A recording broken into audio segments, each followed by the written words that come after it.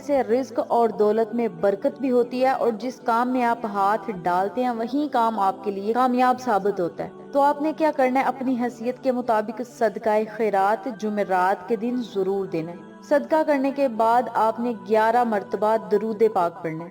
آپ درود ابراہیمی پڑھ سکتے ہیں، درود محمد پڑھ لیں، درود شافی پڑھ لیں یا درود تنجینہ پڑھ لیں، یہ آپ کی اپنی مرضی ہے۔ کوئی درود نہیں آتا تو صلی اللہ علیہ وسلم پڑھ لیں، یا پھر الصلاۃ والسلام علیک یا رسول اللہ، کوئی بھی چھوٹے سے چھوٹا آپ نے درود پاک پڑھنا ہے، صرف 11 مرتبہ۔ درود پڑھنے کے بعد آپ نے یا فتاح یا ذوالجلال والاکرام، یا فتاح یا ذوالجلال والاکرام، یا فتاح یا ذوالجلال والاکرام، ان کلمات کو آپ نے صرف 1100 مرتبہ پڑھنا ہے۔ اور جب آپ نے ان کلمات کو پڑھنا ہے، آپ کا دھیان، آپ کا ذہن صرف اپنے مقصد کی طرف ہونا چاہیے۔